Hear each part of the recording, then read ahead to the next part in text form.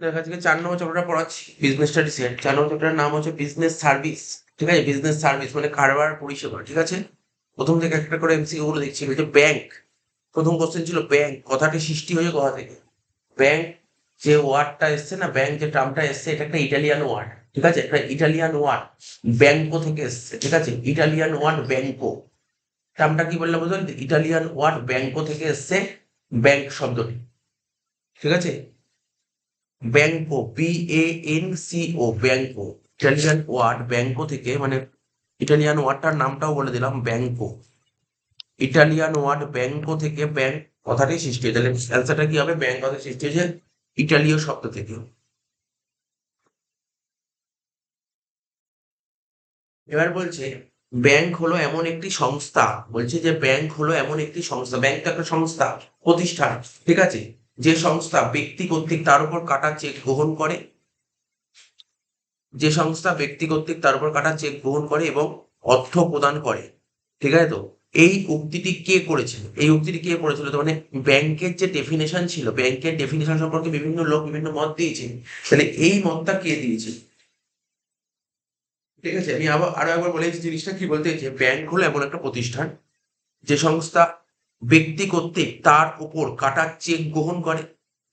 মানে বুঝতেই পারছি ব্যাংক কি করে, ব্যাংক একটা চেক রিসিভ করে, ব্যাংক চেক গ্রহণ করে এবং ব্যাংক অর্থ প্রদান করে, ব্যাংক পেমেন্ট করে।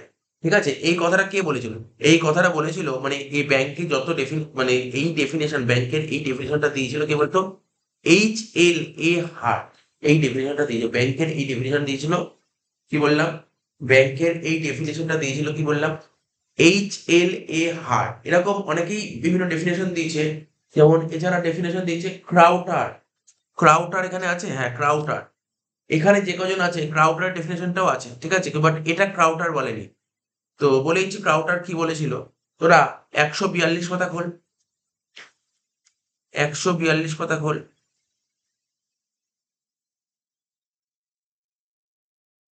ঠিক আছে, 142 কথা খুললে প্রথমে দুজনের ডেফিনেশন দেওয়া আছে, দেখতে পাচ্ছিস। প্রথমে হার্ট কি বলেছিল, যেটা আমি তোকে বললাম। হার্ট, হার্ট কি বলেছিল? হার্ট এই কথা বলেছিল। ক্রাউটার কি বলেছিল? ক্রাউটার বলেছিল ব্যাংক হচ্ছে একটা সংস্থা যে নিজের এবং অপরের ঋণের জন্য একজন ডিলার বা ব্যবসা। এটা বলেছিল ক্রাউটার। ক্রাউটার বলেছিল যে ব্যাংক হলো একটা প্রতিষ্ঠান যে নিজের এবং অপরের ঋণের জন্য, ঠিক আছে, আহ, একজন ডিলার বা ব্যবসায়ী। তো এই দুজনই তোর বইতে ডেফিনেশন দিয়েছে, একটা ক্রাউটার আর হার্ট। তবে আমি এখানে যে কোশ্চেনটা বলেছি, এই কোশ্চেনটা এই থিটা কার হার্টের ছিল।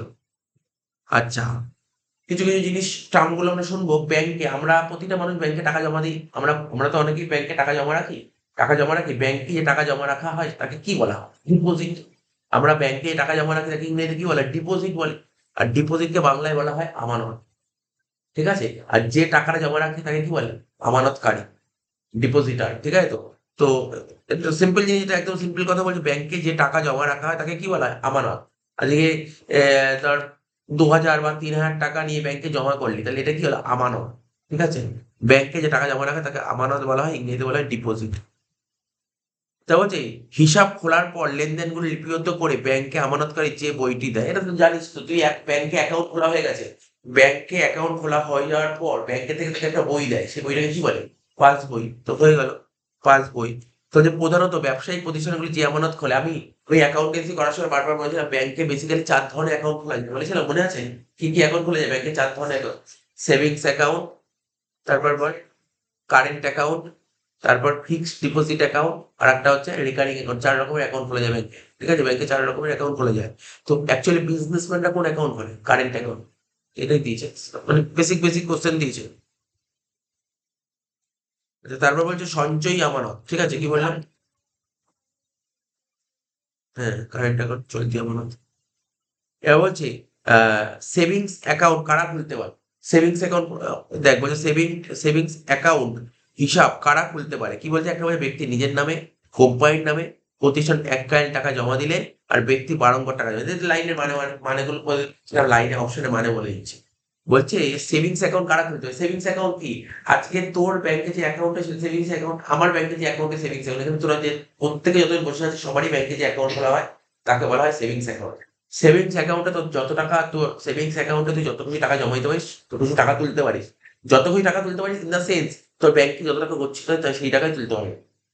ব্যাংকে যত টাকা জমা আছে সেই টাকাই তুলতে হবে, যার চেয়ে অতিরিক্ত টাকা কখনোই তুলতে পারবি না। ঠিক আছে তো? আজকে আমাদের আমাদের বাড়িতে যে আমরা বাড়িতে বাবা, মা বা ধর তুই, আমি, আমরা সবাই যে ব্যাংকে অ্যাকাউন্ট খুলি আমরা সেভিংস অ্যাকাউন্টই খুলি। ঠিক আছে? সেভিংস অ্যাকাউন্টই খুলি। আমার হাতে টাকা থাকলে ব্যাংকে টাকা ফেলবো না, হাতে টাকা ফেলবো না। কোনো বাধ্যবাধকতা নেই যে টাকা ফেলতেই হবে। ঠিক আছে তো? তবে একটা কথা, সেভিংস অ্যাকাউন্টে যত টাকা জমা থাকবে তার চেয়ে বেশি তুলতে পারবে। ঠিক আছে? তাহলে এখানে বলেছে সেভিংস অ্যাকাউন্ট কারা খুলতে পারে? ব্যক্তি নিজের নাম। কোনো একজন মানুষ নিজের নামে যখন অ্যাকাউন্ট খুলে তার সেভিংস অ্যাকাউন্টই খুলবে। ঠিক আছে তো? কোম্পানি নামে কারেন্ট অ্যাকাউন্ট খুলতে হবে। কোম্পানির নাম মানে ব্যবসা করছে, ব্যবসা করলে কারেন্ট অ্যাকাউন্ট খুলবে। তো যে প্রতিষ্ঠানে এককালীন টাকা জমা, আমি যখন আমার কাছে অনেক টাকা চলে এসেছে আমি যখন এককালীন ব্যাংকে টাকা ফেলবো সেটাকে ফিক্সড ডিপোজিট বলা হয়। ফিক্সড ডিপোজিট বলা হয়। ঠিক আছে? আর ব্যক্তি বারংবার টাকা জমা দিলে, প্রতি মাসে মাসে টাকা জমা দিলে ওটাকে বলে রেকারিং। ঠিক আছে? রেকারিং। তাহলে এখানে কারেক্ট অ্যান্সার নিশ্চয়ই বুঝে গেলে অ্যান্সারটা কোনটা হতে পারে। সঞ্চয়ী আমানত হিসেবে কারা খুলতে পারে? ব্যক্তি নিজের নাম, ব্যক্তি নিজের নাম। ঠিক আছে তো? নেক্সট বলছে ব্যাংকে মূল্যবান সামগ্রী বা ব্যক্তিগত জামিনে কারবারি প্রতিষ্ঠানে কোন ধরনের ঋণ দেয়? আচ্ছা, ভালো কথা বলেছে। ব্যাংক মূল্যবান সামগ্রী মানে আমাদের যে ব্যাংক আছে, মানে যেখানে তোর যেই ব্যাংকে অ্যাকাউন্ট খোলা থাকতে পারে, প্রতিটা মানুষের কোনো না কোনো ব্যাংকে অ্যাকাউন্ট খোলা আছে। তো ব্যাংক মূল্যবান সামগ্রী ও ব্যক্তিগত জামিনে কারবারি প্রতিষ্ঠানকে ঋণ দেয়, বিজনেস অর্গানাইজেশনকে লোন দেয়। ঠিক আছে? কি কি জামিন রেখে? এই বলে মূল্যবান সামগ্রী বা ব্যক্তিগত জামিন রেখে। এটাকে কি বলা হয়? ব্যাংকের ঋণ। ঠিক আছে? এটাকে বলা হয় ব্যাংকের ঋণ, ব্যাংক ঋণ। এই জিনিসটাকে বলা হয় ব্যাংক ঋণ।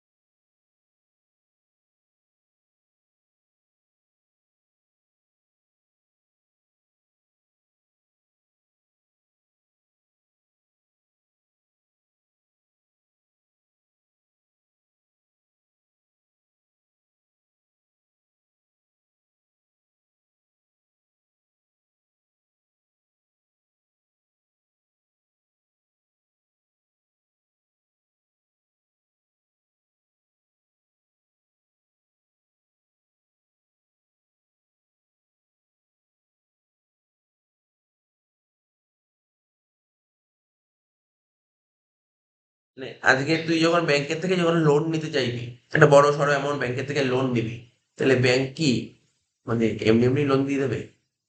ব্যাংকের থেকে যখন তুই একটা ধর 8 লাখ, 10 লাখ বা 5 লাখ টাকা লোন নিবি, ব্যাংক কি কিছু জামিন রাখে তো, মর্টগেজ রাখে তো? তো এখানে এটাই বলতে চাইছে, ব্যাংক মূল্যবান সামগ্রী বা ব্যক্তিগত জামিনে কারোর সঙ্গে লোন দেয়। এটাকে কি বলে? ব্যাংকের থেকে যে লোন পাওয়া যায় ওটাই ব্যাংক লোন। ঠিক আছে তো? আর এখানে আরো অপশন ছিল রোক ঋণ, জমাদ্রব্য ঋণ, এইগুলো বলেন। এগুলো আলাদা, এগুলো আলাদা পড়বো আমরা। কি বললাম বলতে পারলি? আজকে ধর তুই ধর ব্যবসা করবি, ব্যবসা শুরু করবি বলে ঠিক করেছিস। তোর জন্য ধর 10 লাখ টাকা লোন দরকার, স্টেট ব্যাংকের থেকে বলছি আমার 10 লাখ ব্যবসা করো, 10 লাখ টাকা লোন চাও। তাহলে কি তোর ব্যাংক তো তোর কাছে কিছু করছিল যে, কিছু তো বলবে তুমি করছি তো রাখো, কিছু কিছু আমার এখানে মর্টগেজ রাখো। ঠিক আছে তো? মর্টগেজ রাখা, বন্ধক রাখো, তাহলে তো তোমাকে লোন দেবে। যে তুমি তোমার বাড়িটাকে বন্ধক রাখো, বন্ধক রেখে লোনটা নিয়ে যাও। ঠিক আছে তো? তো এটাই বলতে, এটাই যে ব্যাংক লোন। আর বলছে কি কৃষি ও শিল্পায়ত দ্রব্য। ঠিক আছে, হ্যাঁ, এই যে আমি বললাম না, আগের পয়েন্টটা আমি বললাম না, তোর পয়েন্টে যে এখানে আগে 7 নম্বর কোশ্চেন 4টে অপশন ছিল, 4টের মধ্যে মেনলি 3টে অপশন ছিল। একটা রোক ঋণ ছিল, একটা ব্যাংকের ঋণ ছিল, একটা জমাতিরিক্ত ঋণ ছিল। ব্যাংকের ঋণটা তোকে বললাম, কিন্তু রোক ঋণ আর জমাতিরিক্ত ঋণ জিনিসটা তো বলিনি। তাহলে এবার বলি রোক ঋণ জিনিসটা কি। রোক ঋণকে ইংরেজিতে বলা হয় ক্যাশ ক্রেডিট। ঠিক আছে? রোক ঋণকে ইংরেজিতে বলা হয় কি বললাম? Cash credit. এবার দেখ, ক্যাশ ক্রেডিট জিনিসটা কি। আমি তোকে বলেছি ক্যাশ ক্রেডিট জিনিসটা কি। তুই তোদের বইয়ের 158 পাতা খোল। তাহলে আমি তোকে বলে দিচ্ছি ক্যাশ ক্রেডিট জিনিসটা কি।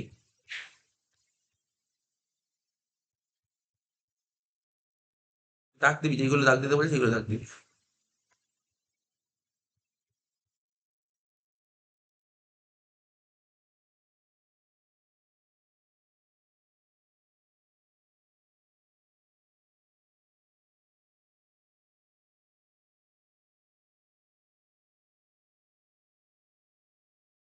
কি বলে প্রথমে দেখ লেখা ছিল ক্যাশ ক্রেডিট। ঠিক আছে? Cash credit.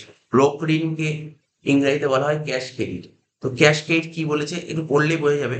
বলছে ব্যাংক যখন কোনো ব্যবসায়ী প্রতিষ্ঠানকে মানে ব্যাংক যখন কোনো বিজনেসকে, ঠিক আছে, কোনো বিজনেসকে তার মুভেবল অ্যাসেটস মিনস কোন বলে মুভেবল অ্যাসেটস, যে সমস্ত অ্যাসেটকে মুভ করা যায়। যেমন ধরেন আমি তোকে বলছি একটা মুভেবল অ্যাসেটস, যে অ্যাসেটকে এক জায়গা থেকে আরেক জায়গায় নিতে পারবে। কিন্তু ধরেন যে বাড়ি তো একটা অ্যাসেট, এটাও তো একটা অ্যাসেট। কিন্তু বাড়িটাকে কি এক জায়গা থেকে আরেক জায়গায় নিয়ে যেতে পারবে? কোনোদিন নিতে পারবো না। ঠিক আছে? তো তাহলে ওটা কি মুভেবল অ্যাসেটস নয়, বাড়িটাকে ইমুভেবল অ্যাসেটস। তা বলছে ব্যাংক যখন কোনো বিজনেসম্যানকে, ঠিক আছে, তার মুভেবল অ্যাসেটস ও ব্যবসায়িক লেনদেনের উপর ভিত্তি করে ঋণ দেয়। তাহলে কিসের উপর ভিত্তি করে লোন দেবে? মুভেবল অ্যাসেটস আর বিজনেস যে ট্রানজাকশন হবে তার উপর বেস করে যখন লোন দেয়, তখন তাকে বলা হয় ক্যাশ ঋণ। ঠিক আছে? তো সাধারণত বড় বড় ব্যবসায়ীরা বন্ডের বিনিময়ে বা কৃষিজাত বা শিল্পজাত পণ্য ব্যাংকের কাছে জমা রেখে, যারা বড় বড় বিজনেসম্যান হয় ওরা যে বিজনেসটা করছে, যেই জিনিসের বিজনেস করছে সেই জিনিস, এই প্রোডাক্ট ব্যাংকের কাছে গচ্ছিত রাখে। ঠিক আছে? ব্যাংকের কাছে হচ্ছে, আরে সাপোজ তোর আলুর বিজনেস, তুই ব্যাংকের কাছে আলু দিয়ে যাবি না। ব্যাংকের কাছে আলু দিয়ে আসবি না, ব্যাংকের মধ্যে কি আলু দিয়ে আসবি না। তোর আলুর বিজনেস যে বন্ড হয়, বন্ড মানে পেপারটা ব্যাংকের কাছে গচ্ছিত রয়েছে। পেপারটা গচ্ছিত রেখে লোন পাওয়া যাবে। ঠিক আছে? পেপার। আর আজকে তুই ধর আলু পেঁয়াজের বিজনেস, আলু পেঁয়াজ ব্যাংকের মধ্যে রেখে দিয়ে আসবি, ওরকম করা যাবে না। ওই আলু পেঁয়াজ যে বন্ড হয়, বন্ড পেপার ব্যাংকের কাছে গচ্ছিত রেখে লোন পাওয়া যাবে। ঠিক আছে? তো এখানে ভাই সাধারণত বড় বড় বিজনেসম্যানরা বন্ডের বিনিময়ে বা কৃষিজাত বা শিল্পজাত পণ্য ব্যাংকের কাছে জমা রেখে, ঠিক আছে, ক্যাশ ক্রেডিটের ক্যাশ ক্রেডিটটা পেতে পারে। ঠিক আছে? তো মোটামুটি বুঝতে পারলি ক্যাশ ক্রেডিট, একটু একটু আইডিয়া হলো ক্যাশ ক্রেডিট জিনিসটা কি। ব্যাংক লোন দেবে, কাকে লোন দেবে? বিজনেসম্যানদের লোন দেয়। ঠিক আছে? কিসের বিনিময়ে লোন দেবে? যে জিনিসটা কি, ওই যে মুভেবল অ্যাসেটস আর মুভেবল অ্যাসেটস তোকে গচ্ছিত রাখবে, মানে মর্টগেজ রেখে লোন।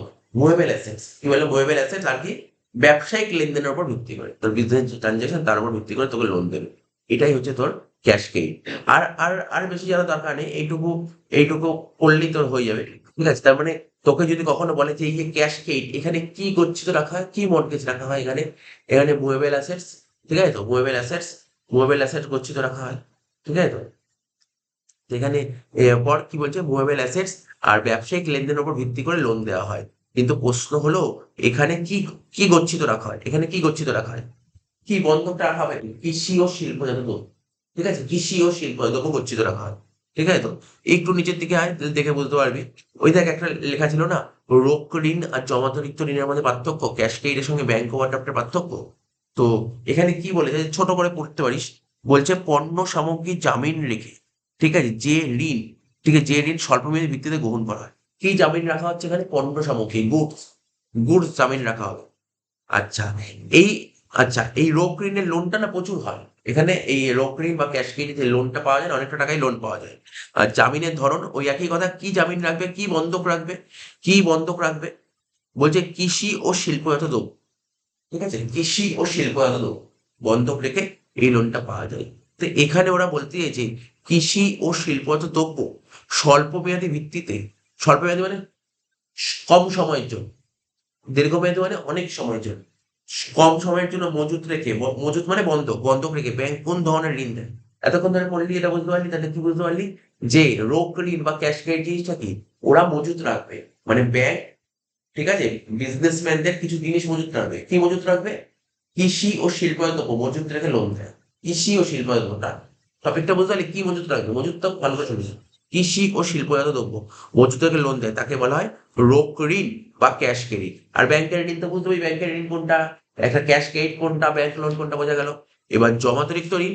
এবার জমাতিরিক্ত ঋণটা আমি তোকে বলি, জমাতিরিক্ত ঋণ মানে কি? ব্যাংক ওভারড্রাফট অ্যাকাউন্টস করা থেকে অনেকবার বলেছি। ব্যাংকে তোর যত টাকা গচ্ছিত আছে, তার চেয়ে তুই অতিরিক্ত টাকা তুলিস, তখন তাকে বলা হয় ব্যাংক ওভারড্রাফট। ব্যাংকে যত টাকা জমা আছে তার চেয়ে তুই অতিরিক্ত টাকা তুলিস, তাকে বলে ব্যাংক ওভারড্রাফট। বুঝতে পারলি? আজকে তোর ব্যাংকে ধর 1,00,000 টাকা জমা আছে, এবার ব্যাংকে থেকে যদি 1,10,000 টাকা তুলি, এটা একমাত্র ব্যাংক ওভারড্রাফট থাকলেই পাওয়া যায়, অন্য কিছু তো পাওয়া যায় না। তাহলে কত টাকা এক্সট্রা তুলি? 10,000 টাকা। এটা হচ্ছে ব্যাংক ওভারড্রাফট। এটা হচ্ছে ব্যাংক ওভারড্রাফট। ঠিক আছে? ব্যাংকে থেকে যখন অতিরিক্ত টাকা তোলা হয় তাকে বলা হয় ব্যাংক ওভারড্রাফট। ঠিক আছে? তো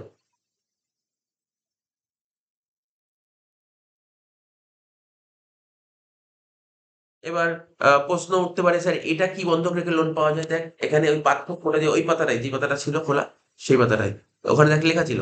দেখ তুই পার্থক্যটার মধ্যে পড়লেই বুঝতে পারবি ব্যাপারটা কি বলতে চাইছে এখানে।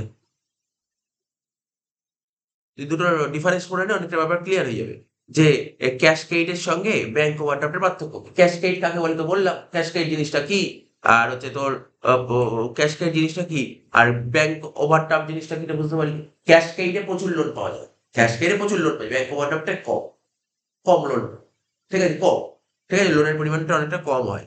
আর ব্যাংক ক্যাশকেডে কি হয়, কি মজুত রেখে, কি বন্ধক রেখে, কৃষি আর শিল্পায়ন দোকান, ওখানে কি জানি সোনা, সোনা রূপা এগুলো বন্ধক রেখে, ঠিক আছে, বা ব্যক্তিগত জামিনে এই লোনটা পাওয়া যায়, ঠিক আছে। আর টাকা তোলার ধরন, এই ক্যাশকেড লোনের প্রয়োজন, তোর যতটা লোনের প্রয়োজন সেই অনুযায়ী টাকা তুলবি, ক্যাশ ক্রেডিট তোর লোনের যতটা লোন প্রয়োজন ততটা তুলবি। কিন্তু ব্যাংক ওভারড্রাফট কি বলছে, এক্ষেত্রে ঋণের টাকা পর্যায়ক্রমে তোলা হয়, এরকম ভাবে হয়, পর্যায়ক্রমে স্টেপ বাই স্টেপ তোলা হয়। যেমন কি হয়, ধর আজকে ধর কোনো একটা পার্টি আছে, পার্টিকে তো দিতে হবে 1.5 লাখ টাকা, পার্টি 1.5 লাখ টাকা পায়, কিন্তু তোর অ্যাকাউন্টে 1,30,000 পড়ে আছে, তুই 1.5 লাখ টাকা দিয়ে দিবি, 1.5 লাখ টাকা চেক দিয়ে দিবি, বাকি 20,000 টাকা তোর ব্যাংক ওভারড্রাফট হয়ে যাবে, 20,000 টাকা ব্যাংকে দিয়ে দিবি, যত দেরি করে পেমেন্ট করবি ব্যাংক তোর উপর একটা ইন্টারেস্ট চার্জ করবে, ঠিক আছে। তাহলে তোর বলে দিলাম, এটা ক্যাশকেডটাও বলে দিলাম।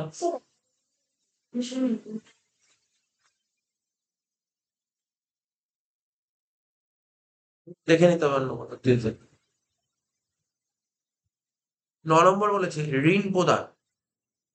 আচ্ছা, ঋণ প্রদান ব্যাংকের কোন কাজ? আচ্ছা, ব্যাংকের কাজ বুঝতে পারছিস, ব্যাংকের কাজে করছি, ব্যাপারটা কি আছে, ব্যাংক, আচ্ছা, যে ব্যাংক তো আশেপাশে, বাড়ির আশেপাশে অনেক ব্যাংক খোলা হয়েছে, অনেক ব্যাংক তো আছে, ব্যাংক কি কাজ করে, মেন মেন দুটো কাজই করে, জানিস তো কি কোনটা? ব্যাংক দুটো কাজ করে মেন, হ্যাঁ বল, একটা টাকা, টাকা জমা রাখে, একটা সিম্পল ব্যাপার, একদম সিম্পল ব্যাপার। আজকে ধর আমার কাছে টাকা আছে, আমি টাকাটা ব্যাংকে জমা করবো, আমি একটা অ্যাকাউন্ট খুলি, যেমন টাকা আমার ব্যাংকে জমা করবো, একে বলে ব্যাংকে টাকা জমা করা। এইবার আমরা যে টাকাটা ব্যাংকে জমা করি, ব্যাংক সেই টাকাটা নিয়ে কি করে জানিস, কি করে, অন্য লোককে দিয়ে দেবে টাকাটা, ও অন্য লোককে দিয়ে দেবে টাকাটা, ও অন্য লোককে দিয়ে দেবে টাকাটা, লোন দেবে। এইটা ব্যাংকের মেন, এই দুটোই মেন, মানে কাজ তো অনেক হতে পারে, কিন্তু এই দুটো মেন কাজ। তখন জিজ্ঞেস করবি ব্যাংকের মেন কাজ কি, কাউকে জিজ্ঞেস করবি তুই ব্যাংকে কি হচ্ছে, ব্যাংকে আমরা টাকাটা জমা দিই, ব্যাংক সেই টাকাটা আবার কি হবে, সেটাকে রোল করে, ওরা ওটাকে রোল করে, ওই টাকাটা আবার অন্য কাউকে লোন দেয়, ঠিক আছে। ও অন্য কাউকে লোন দিল, তার থেকে তো সুদ নিল, ঠিক আছে তো। এবার ওই সুদের টাকাটা আবার আমাকে আমাকে দেবে, মানে মানে পুরোটা সুদ দিল না, তার আমার যত টাকা জমা আছে তার উপর বেশ করে সুদ নিল, ঠিক আছে তো। ব্যাংকে চলতে হবে, ব্যাংকে এইভাবে টাকাটা রোল হয়। তো এখানে ব্যাংকের অনেক কাজ হতে পারে, তাহলে এখানে বলছে ঋণ প্রদান করা মানে লোন দেওয়া, লোন দেওয়া ব্যাংকের কি কাজ, এটা তো ব্যাংকের মেন কাজ। এটা কি ব্যাংকের মেন কাজ নাকি মানে গৌণ কাজ হতে পারে, মানে সেকেন্ডারি কাজ? সেকেন্ডারি কাজ তো নয়, ব্যাংকের মেন কাজ লোন দেওয়া, লোন দেওয়া, তারপরে টাকা জমা নেওয়া, একটা ব্যাংকের মেন কাজ, ব্যাংকের মেন কাজ, মেন কাজ মানে মুখ্য কাজের মধ্যে পড়ে, ঠিক আছে তো। আচ্ছা, তারপরে কোশ্চেনটা দেখ, বলছে একটি শিল্প ও বাণিজ্যিক ব্যাংকের উদাহরণ দাও। শিল্প ও বাণিজ্যিক ব্যাংক, যেমন ধর এখানে ও শিল্প ও বাণিজ্যিক ব্যাংক, ঠিক আছে। আচ্ছা, আমি এখানে অ্যান্সার লিখেছি আইডিবিআই, আইডিবিআই ফুল ফর্মটা শুনে না, industrial development bank of India. Industrial মানে কি? শিল্প, ডেভেলপমেন্ট মানে কি? ঠিক আছে, উন্নয়ন, ঠিক আছে তো। এখানে দেখ, এসবিআই হচ্ছে একটা বাণিজ্যিক ব্যাংক, এসবিআই এর ফুল ফর্ম জেনে রাখ, শর্ট কোশ্চেন দিতে পারি, এসবিআই ফুল ফর্ম জানিস তো? স্টেট ব্যাংক অফ ইন্ডিয়া, এটা তো জানিস, ঠিক আছে তো। এ আইও কি লেখে, তারপর সেকেন্ড অপশনটা কি লেখা আছে? আইওবি, অ্যাকচুয়ালি আইওবি হবে না, ওটা বিওআই হবে। বিওআই মানে কি, bank of India, bank of India. HSBC, এইচএসবিসিও একটা ব্যাংক, এটা একটা প্রাইভেট ব্যাংক এইচএসবিসি, ঠিক আছে। কিন্তু আরেকটা হচ্ছে আইডিবিআই, আইডিবিআই এর ফুল ফর্ম জেনে রাখতে হবে তোকে, ঠিক আছে, industrial development bank of India, ঠিক আছে তো। এখান দিয়ে না কিছু শর্ট কোশ্চেন মানে ফুল ফর্ম আসবে, যেমন আমি এখানে এই কোশ্চেনটার মধ্যে আমার কি কি লাগলো, এসবিআই যদি দিলেও দিতে পারি, এসবিআই এর ফুল ফর্মটা কি, ঠিক আছে, জানিস এইগুলো, নিশ্চয়ই অসুবিধা হবে না। বিওআই জিনিসটা কি, আর হচ্ছে তোর এইচএসবিসি, ঠিক আছে, এইচএসবিসি বলে দিচ্ছি, এইচএসবিসি ফুল ফর্মটা কি, আর হচ্ছে আইডিবিআই, আর হচ্ছে আইডিবিআই ফুল ফর্ম গুলো জেনে রাখতে হবে, কারণ ও দিতেই পারে, ফুল ফর্ম দিতেই পারে, জানতেই পারে, ঠিক আছে। তাহলে কি বললাম, কি বললাম বল, আইডিবিআই ফুল ফর্ম কি বললাম বল, industrial industrial development bank of India,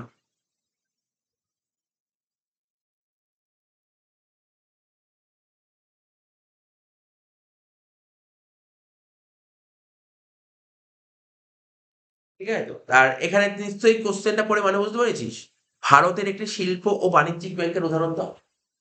বাণিজ্যিক ব্যাংক তো সব কটাই এখনো পর্যন্ত তিনটে ব্যাংকই পেলি, উপরে তিনটে ব্যাংকই কিন্তু বাণিজ্যিক ব্যাংক। এসবিআই বল, বিওআই বল, এইচএসবিসি, তিনটেই কিন্তু বাণিজ্যিক ব্যাংক। বাণিজ্যিক ব্যাংক মানে কি? Commercial bank. যেই ব্যাংকে বিজনেসের ট্রানজাকশন হয় তাকে কমার্শিয়াল ব্যাংক, ঠিক আছে? বাণিজ্যিক ব্যাংক, তিনটে বাণিজ্যিক ব্যাংক। কিন্তু শিল্প বলেছে পাশে একটা জরুরি শিল্প, তো শিল্প মানে বুঝতেই পারছিস কোনটা আইডিবিআই। আচ্ছা ও একটা কথা বলে, এইচএসবিসির ফুল ফর্ম কি? H for Hong Kong, S for Shanghai, ঠিক আছে? হংকং সাংহাই, ঠিক আছে তো?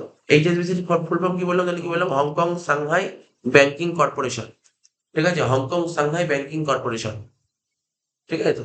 লিখে রাখতে পারিস নিজের মতন করে, হংকং সাংহাই ব্যাংকিং কর্পোরেশন, ঠিক আছে তো?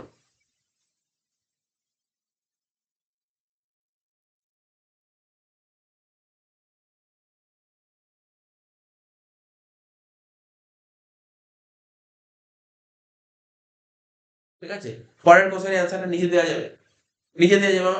আমার দরকারও নেই, এমনি বলতে পারবি। অলরেডি অ্যাকাউন্টস করতে গিয়ে বহুবার এই কথাটা বলেছি। বলছে কোন অ্যাকাউন্টে, হিসাব মানে কোন অ্যাকাউন্টে জমাতিরিক্ত উত্তোলন মানে ব্যাংক ওভারড্রাফট, কোন অ্যাকাউন্টে ব্যাংক ওভারড্রাফটের ফেসিলিটি পাওয়া যায়? চারটেই তো অ্যাকাউন্ট হয়, তাই না? চারটেই তো অ্যাকাউন্ট হয়। কি কি অ্যাকাউন্ট হয়? Savings account, current account, fixed deposit account আর রেকারিং। কোন অ্যাকাউন্টে? Current account. কারেক্ট অ্যান্সার হবে কারেন্ট অ্যাকাউন্ট। কারেন্ট অ্যাকাউন্টেই হচ্ছে ব্যাংক ওভারড্রাফট ফেসিলিটি। অন্য কোনো অ্যাকাউন্টে ব্যাংক ওভারড্রাফট ফেসিলিটি পাওয়া যায় না।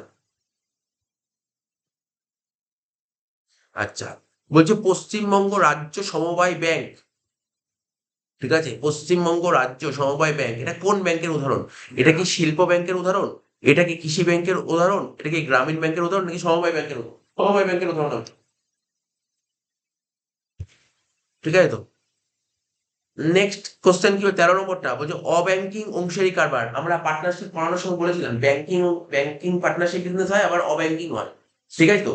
ব্যাংকিং এ কতজন হয়? ব্যাংকিং এ 10 জন, কিন্তু এখানে কি বলছে? অব্যাংকিং হবে 20 জন। Yes, হয়ে গেল, অ্যান্সার হয়ে গেল 20 জন।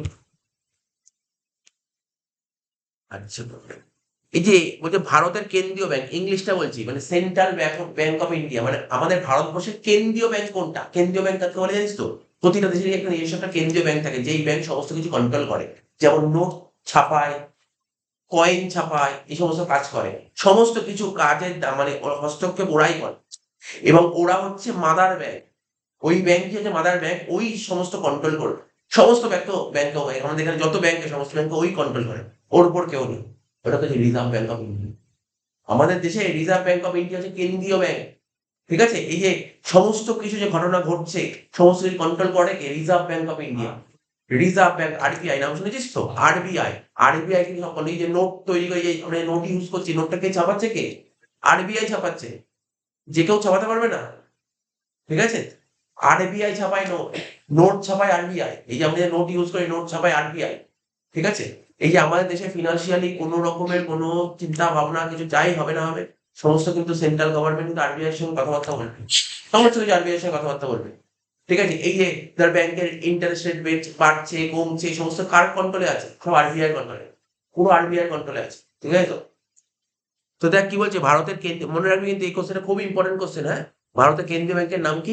RBI. RBI full form reserve bank of India. Reserve bank of India, ঠিক আছে তো? তারপর যে বাণিজ্যিক ব্যাংক যে কাজটি করতে পারে না। বাণিজ্যিক ব্যাংক মানে কি? কমার্শিয়াল, জানিস তো কমার্শিয়াল ব্যাংক কোনগুলো? তো বাড়ির আশেপাশে যে সমস্ত ব্যাংক দেখবি ওইগুলো কমার্শিয়াল ব্যাংক, সব কটাই কমার্শিয়াল ব্যাংক। আরে কমার্শিয়াল ব্যাংক মানে বুঝতে পারছিস? তুই দেখবি যারা বিজনেস করে তারা ওখানে টাকা ফেলে, টাকা তোলে, সমস্ত কমার্শিয়াল ট্রানজাকশন হচ্ছে ওখানে। ওটা তো কমার্শিয়াল ব্যাংক, যে কোনো ব্যাংকে তুই করতে পারবি। তো বলছে কি বাণিজ্যিক ব্যাংক যে কাজটি করতে পারে না সেটা কি? বাণিজ্যিক ব্যাংক কোন কাজটা করতে পারে না? আচ্ছা, বাণিজ্যিক ব্যাংক কি আমানত গ্রহণ মানে কি জনগণকে টাকা দিতে পারে না? বাণিজ্যিক ব্যাংক দিতে পারে। তারপর বাণিজ্যিক ব্যাংক লোন দিতে পারে, হ্যাঁ দিতে পারে। তহবিল হস্তান্তর মানে এক অ্যাকাউন্ট থেকে আরেকটা অ্যাকাউন্ট ট্রান্সফার করতে পারে, তিনটিতে পারে বাণিজ্যিক ব্যাংক। বাণিজ্যিক ব্যাংক পারে না কোনটা? পণ্য ও সেবা কেনা বেচা করতে পারে না। কোনো কমার্শিয়াল ব্যাংক পণ্য সেবা কেনা বেচা করতে পারে না, ঠিক আছে? পণ্য সেবা মানে হচ্ছে গুডস সার্ভিস, এগুলো কিন্তু কিনতে বেচতে পারে না ওরা, ওরা কেনা বেচা করে না, good service. Zero balance account খুলতে যেটি লাগে না সেটা কি? এটা তো জানিস তো, তোরা তো যারা স্টুডেন্টস, স্কুল থেকে অনেক সময় একসময় খুলে দিয়েছিল, এখনো খুলে দিচ্ছে নাকি জানি না, জিরো ব্যালেন্স অ্যাকাউন্ট খুলে দিচ্ছে স্কুল থেকে, ঠিক আছে তো? জিরো ব্যালেন্স খুলতে বলছে জিরো ব্যালেন্স অ্যাকাউন্ট খুলতে যেটি লাগে সেটা কি? ফটো, ফটো তো লাগবে। আয়ের প্রমাণপত্র, ঠিক আছে? ন্যূনতম অর্থ, স্থায়ী ঠিকানার প্রমাণপত্র। দেখ, জিরো ব্যালেন্স অ্যাকাউন্ট খুলতে যেটা যেটা তোর লাগে না, জিরো ব্যালেন্স অ্যাকাউন্ট খুলবে, ঠিক আছে? তো জিরো ব্যালেন্স অ্যাকাউন্ট মানে বোঝার চেষ্টা কর, চারটের মধ্যে অ্যান্সার দেওয়ার আগে, আমি দেওয়ার আগে তোরা আমার চেষ্টা কর কি হতে পারে জিরো ব্যালেন্স অ্যাকাউন্ট খুলতে। আয়ের প্রমাণপত্র। আয়ের প্রমাণপত্র বা ন্যূনতম অর্থ তো হতে পারে, ন্যূনতম অর্থ। জিরো ব্যালেন্স প্রমাণপত্র হবে। জিরো ব্যালেন্স অ্যাকাউন্ট খুলতে কোনটা লাগে না? তাহলে এটা এটা অ্যাকচুয়ালি সেভিংস অ্যাকাউন্টের ব্যাপার। তাহলে তুই সেভিংস অ্যাকাউন্ট, আমি তোকে বলে দিচ্ছি সেভিংস অ্যাকাউন্টে চলে আসতে হবে।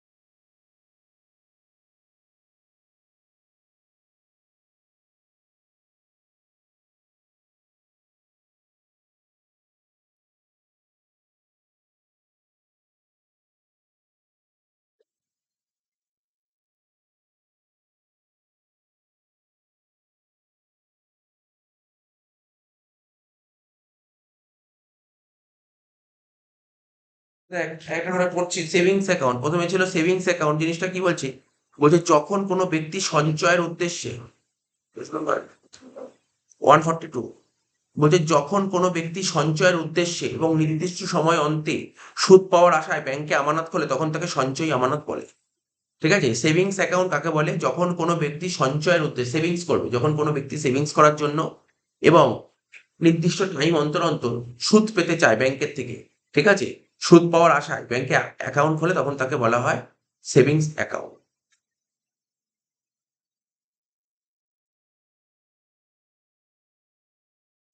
এবার দেখ এই ব্যাংকে অ্যাকাউন্ট খোলার নিয়মটা কি আছে? তোরা যে সেভিংস অ্যাকাউন্টে টাকা রাখবি, নিয়মটা কি? ফর্ম পূরণ, ফর্ম ফিল আপ করতে হবে।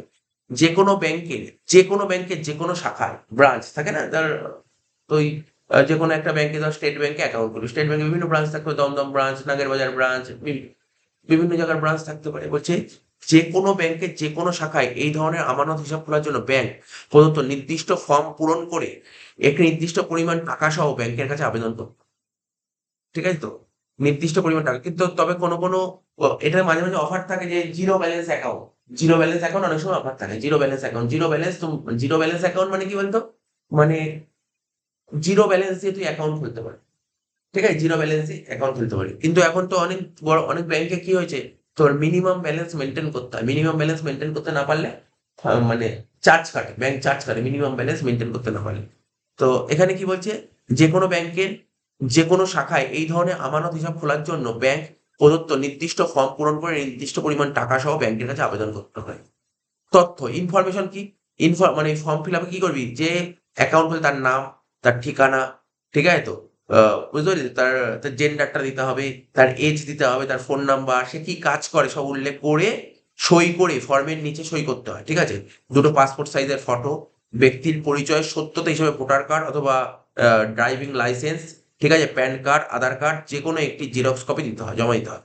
ঠিকানার প্রমাণপত্র হিসেবে আধার কার্ড অথবা ইলেকট্রিক বিল অথবা টেলিফোন বিল কিংবা পাসপোর্টের জেরক্স দিতে হয়, যেগুলো ফর্ম ফিল আপ করতে লাগে। তারা বলছে পরিচয় সূত্র আবেদনপত্রে আবেদনকারীর পরিচিতি এবং সেই ব্যাংকে আমানত আছে এমন ব্যক্তির পরিচয় সূত্রের প্রয়োজন হয়, তবে বর্তমানে এই ধরনের পরিচয় সূত্র বাধ্যতামূলক নয়। মানে কি বলতো, তোকে রেফার করছে কে? আজকে ধর স্টেট ব্যাংকে যদি অ্যাকাউন্ট খুলতে হয়, নতুন অ্যাকাউন্ট খুলতে হয়, তাহলে কিন্তু তোর কিন্তু বলবি যে মানে কেউ কি সাজেস্ট করছে, কেউ কি রেফার করছে, এরকম লোক মানে তোর পরিচিত কোনো লোকের ওই ব্যাংকে অ্যাকাউন্ট আছে, ঠিক আছে তো, সে যদি রেফার করে, রেকমেন্ড করে, তাহলে কিন্তু ওই ব্যাংকে তাড়াতাড়ি অ্যাকাউন্ট খোলা হয়ে যায়, ঠিক আছে।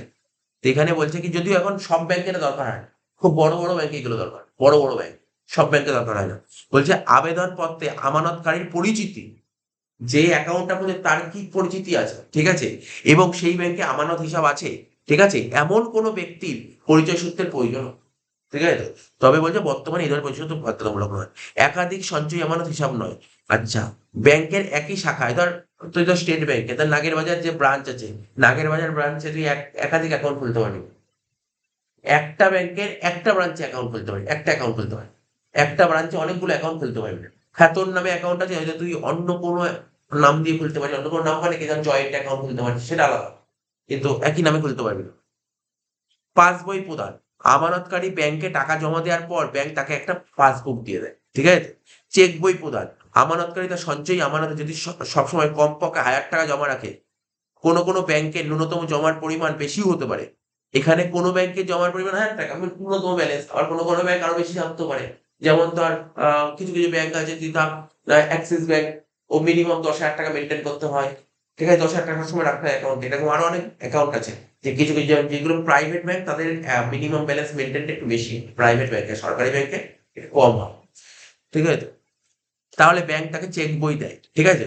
তখন আমানতকারীকে চেক কেটে টাকা তুলতে হয়, যদি জমা কম থাকে তখন উইথড্রল ফর্মে সই করে আমানতকারী টাকা তুলতে পারে।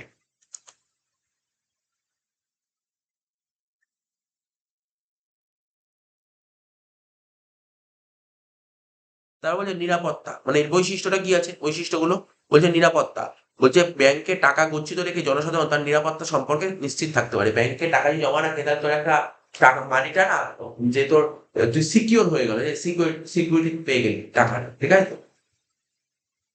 বুঝতে পারলি তো কি বললাম, যে টাকা চুরি হয়ে যাওয়ার তো কোনো ভয় নেই, ব্যাংকে টাকা গচ্ছিত আছে। সঞ্চয়ে প্রেরণা যোগায়, যেসব লোকের স্বল্প আয়, মানে যে সমস্ত লোক ইনকাম কম করে, তাদের সঞ্চয় মানে সেভিংসে উৎসাহ যোগানো এই একটা হিসাবে একটা প্রধান কাজ। সুদের হার, যদিও জমা টাকার ওপর সুদের হার পরিবর্তনশীল, তবুও কেন্দ্রীয় ব্যাংক কর্তৃক নির্দেশিত হারে জমা টাকার ওপর সুদ দেওয়া হয়, ঠিক আছে তো।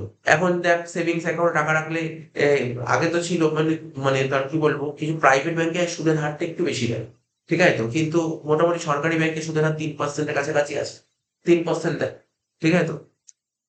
তো বলছে যদিও জমা টাকার ওপর সুদের হার পরিবর্তনশীল, তবু কেন্দ্রীয় ব্যাংক যেই সুদের হারটা দিয়ে দিয়েছে, ঠিক আছে তো, সেই উপরে বেস করে সুদটা দেওয়া হয়।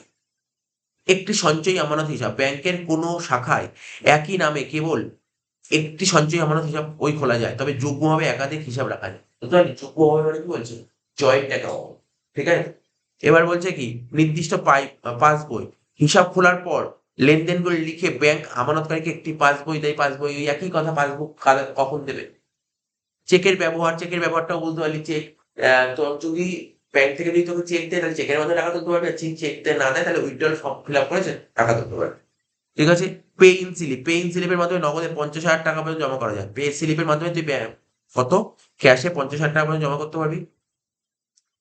50,000 টাকার ওপর যদি তুমি ব্যাংকে জমা করতে চাও, তাহলে প্যান নাম্বার দেওয়া বাধ্যতামূলক। প্যান নাম্বার নাম শুনেছিস তো, প্যান কার্ড, প্যান নাম্বার দিতে হয় 50,000 টাকার উপর জমা করে। এসএমএস পরিষেবা, এখন দেখবি তোদের, দেখবি অনেকের ব্যাংকে অ্যাকাউন্ট আছে, ব্যাংকে অ্যাকাউন্ট খোলা থাকলে ব্যাংকে টাকা জমা দিলে ব্যাংকে থেকে এসএমএস চলে আসে, ব্যাংকের থেকে টাকা তুলে এসএমএস চলে আসে, তাই তো। তাহলে এটাকে বলে এসএমএস সার্ভিস পরিষেবা। এসএমএস পরিষেবা, এই জন্য তোকে টাকা কাটে, এসএমএস পরিষেবা দেওয়ার জন্য ব্যাংকের থেকে কিন্তু তোকে টাকা টাকা কাটে, ঠিক আছে তো। ওরা একটা একটা কম টাকায় কাটে, কিন্তু বাট টাকাটা তো কাটছে, কিছু কাটে, ঠিক আছে। এসএমএস পরিষেবা, বর্তমানে অধিকাংশ ব্যাংক এসএমএস এর মাধ্যমে সঞ্চয়ী আমানত হিসেবে পরিষেবা দিয়ে থাকে, ঠিক আছে তো। তবে ইন্টারনেট পরিষেবার সুবিধা, এই সুবিধা পেতে গেলে আমানতকারীকে ব্যাংকের কাছে, অর্থাৎ তুই যে ধর কোনো ব্যাংকে অ্যাকাউন্ট খুলেছিস, সে তুই ব্যাংক অফ বরোদা খোল, বন্ধন ব্যাংক খোল, বা ধর স্টেট ব্যাংক খোল, তো এখন তো সবসময় অনলাইন ব্যাংকিং হয়ে গেছে, ই ব্যাংকিং এর ফেসিলিটি হয়ে গেছে, ঠিক আছে। ই ব্যাংকিং এর ফেসিলিটি হয়েছে, বলছে এই সুবিধা পেতে গেলে আমানতকারীকে ব্যাংকের কাছে অ্যাপ্লাই করতে হয়। এখনকার দিনে তোরা মানে তুই যখনই ফর্ম ফিল আপ করবি না, যখনই ফর্ম ফিল আপ করা হয়, তখন অপশন থাকে ওখানে, তুমি কি মোবাইল ব্যাংকিং পরিষেবা নিতে চাও, তখন তুই ক্লিক করে দিবি, তাহলে হয়ে গেল। তোর ব্যাংকে গিয়ে আর বলতেও হবে না আমার ই ব্যাংকিংটা সেট করে দাও। যারা জানার তারা বাড়িতে বসে, তো ওই সমস্ত ব্যাংকের একটা অ্যাপ থাকে, ব্যাংকের অ্যাপ থাকে, মানে কি বলবো, ট্রাস্টেড অ্যাপ, যে কোনো অ্যাপ না, থার্ড পার্টি অ্যাপ না, ট্রাস্টেড অ্যাপ, মানে যেগুলো রেপো, মানে হয়তো কোনো, এখন তো অনেক কিছু ফ্রড হচ্ছে, ট্রাস্টেড অ্যাপে কিন্তু নামাতে হয়। তো ট্রাস্টেড অ্যাপ নামাতে হয়, তো ট্রাস্টেড অ্যাপ নামিয়ে তুই ই ব্যাংকিং নামিয়ে নিলি, নামিয়ে নিয়ে সমস্ত নিজের কাজ নিজে করতে পারবি, ঘরে বসে সব কাজ করতে হবে, ব্যাংকে যেতে হবে না। বুঝলাম, বুঝতে পারলি তো? তো এখানে বলছে ইন্টারনেট পরিষেবার সুবিধা, এই সুবিধা পেতে গেলে আমানতকারীকে ব্যাংকের কাছে আবেদন করতে হয়। আবেদনপত্র পাওয়ার পর ব্যাংক একটি পাসওয়ার্ড দেয়, ঠিক আছে, ব্যাংকে একটি পাসওয়ার্ড দেয়। এরপর ওই পাসওয়ার্ডের উপর ভিত্তি করে আমানতকারীকে নিজস্ব পাসওয়ার্ড দিতে হয়, ঠিক আছে। তারপরে ঘরে বসেই ইন্টারনেটের মাধ্যমে, ঠিক আছে, ইন্টারনেট ব্যাংকের মাধ্যমে সমস্ত তথ্য জানতে পারে। প্রয়োজনে গ্রাহক ইন্টারনেটের মাধ্যমে ট্রানজাকশনও করতে পারে, ঠিক আছে। তো এইগুলো কিছু দরকার হয় না, ব্যাংকে যাওয়ার দরকার নেই, ঘরে বসে কাজ করে না, এইগুলো কিছু নেই, যারা জানার এমনি মোটামুটি ঘরে বসেই করে নিতে পারে, অ্যাকাউন্ট খুলে দিতে পারে ই ব্যাংকিং, ঠিক আছে।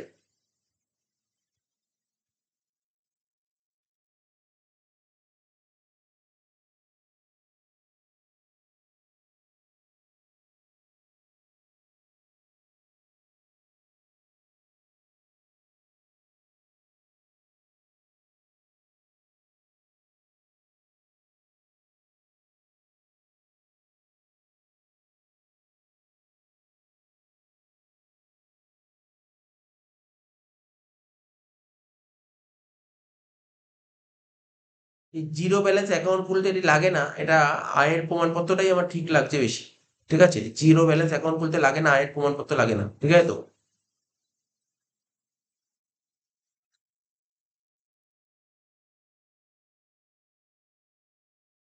আবার মাঝে যখন অনেক জায়গায় অনেক সময় অ্যাকাউন্ট খোলা হচ্ছিল, মাঝে জিরো ব্যালেন্স অ্যাকাউন্ট খোলা হচ্ছিল, তখনও কিন্তু এক টাকাও লাগছিল না। হ্যাঁ, কেউ চাইলে টাকা দিতে পারত, মানে কম্পালসারি নয় যে টাকা দিতে হবে, কি বললাম বুঝতে পারলি তো। জিরো ব্যালেন্স এখানে মানে তুই আয়ের প্রমাণপত্রটাই লিখতে পারিস, জিরো ব্যালেন্স অ্যাকাউন্ট খুলতে এটা লাগে না, সেটা কি আয়ের প্রমাণপত্র।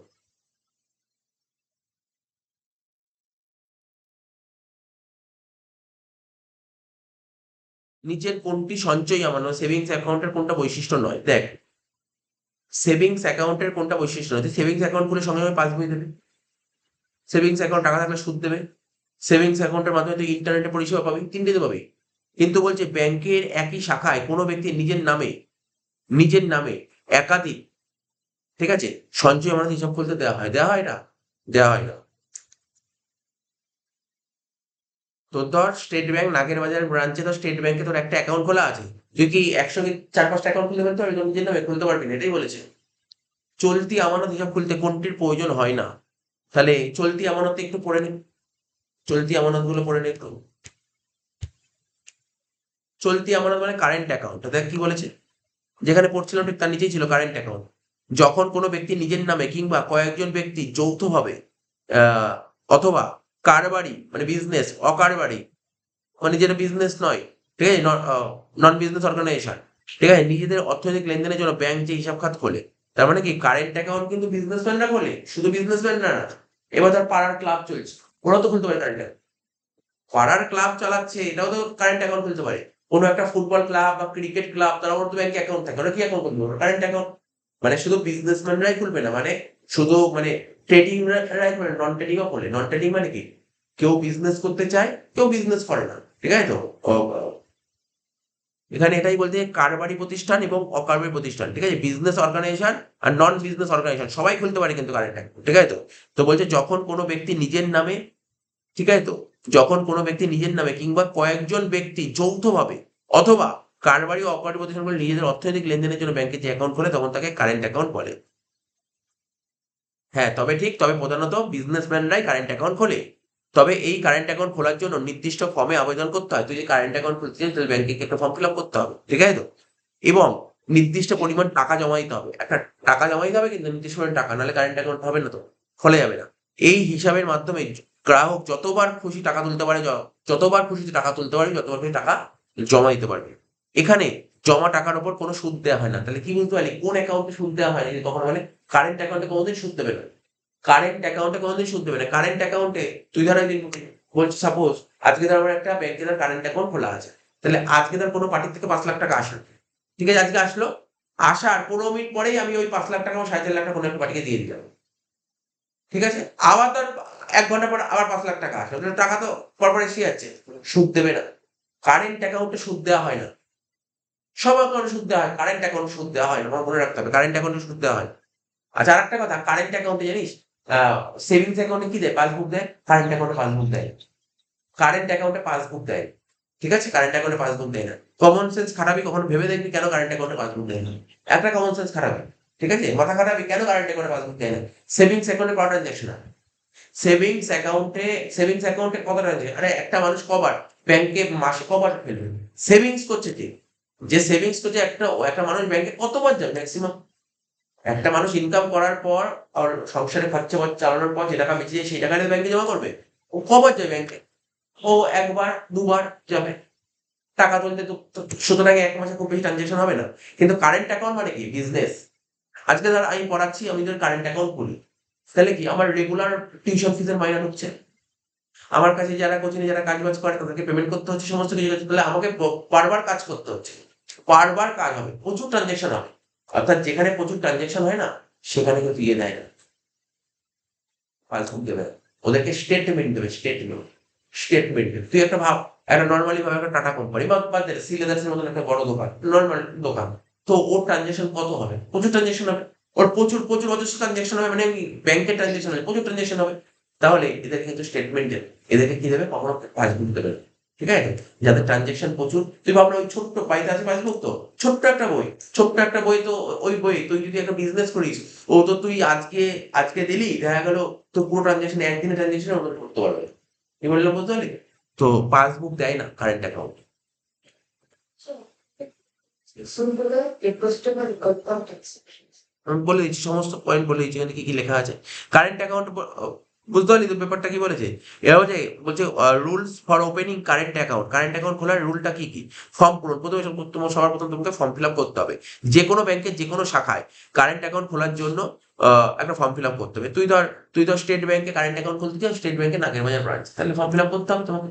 তারপর বলেছে কি তথ্য, ইনফরমেশন। তো ওই কারেন্ট অ্যাকাউন্টে মানে যে অ্যাপ্লাই করছে তার বিজনেসের নাম লিখতে হবে। এখন যদি আমি কারেন্ট অ্যাকাউন্ট করতে চাই, তাহলে লিখতে হবে আমার কোচিং সেন্টারের নামটা লিখতে হবে, কারেন্ট অ্যাকাউন্ট কোচিং সেন্টারের নামটা লিখবো। তারপর কি লিখবো? ঠিকানাটা লিখবো, অ্যাড্রেস লিখবো। তারপর এই প্রতিষ্ঠানটার লাইফ কতদিন, ডিউরেশনটা লিখতে হবে, ফোন নাম্বার দিতে হবে, সমস্ত ইনফরমেশন দিয়ে ফর্মটা ফিল আপ করতে হবে। তারপর বলছে কি প্রতিলিপি, কি বলছে? প্রতিষ্ঠানের ট্রেড লাইসেন্স, প্যান কার্ড। যদি এক মালিকানা কারবার হয়, এক মালিকানা সোল প্রোপ্রাইটারশিপ বিজনেস হয়, তাহলে মালিকের নাম। আর কোম্পানি হলে ডিরেক্টরদের নাম, ঠিকানা, ফোন নাম্বার, সমস্ত ছবি দিয়ে জমা দিতে হবে। ঠিক আছে? সমস্ত ডিটেলস দিয়ে একটা কারেন্ট অ্যাকাউন্ট। প্রতিষ্ঠান প্রতিষ্ঠান ৩, এই যে বিজনেসটা যে খুলছি, বিজনেসটা কবে প্রতিষ্ঠা করে, এস্টাবলিশ কবে হয়েছে, কোন তারিখে প্রতিষ্ঠিত হয়েছে, এবং প্রমাণপত্রের প্রতিলিপি ব্যাংকে জমা দিতে হবে।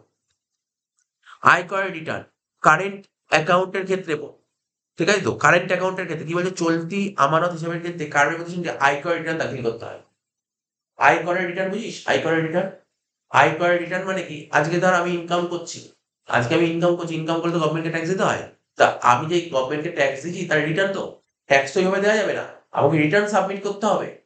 হ্যাঁ, রিটার্ন সাবমিট করতে হয়, যে আমি রিটার্ন সাবমিট মানে কি, আমি এই আগামী 1 বছরে আমি কোন জায়গা থেকে কত টাকা কামিয়েছি, ঠিক আছে, তো তার একটা রিটার্ন সম্পর্কিত ইনকাম ট্যাক্স অফিসারকে দিতে হবে।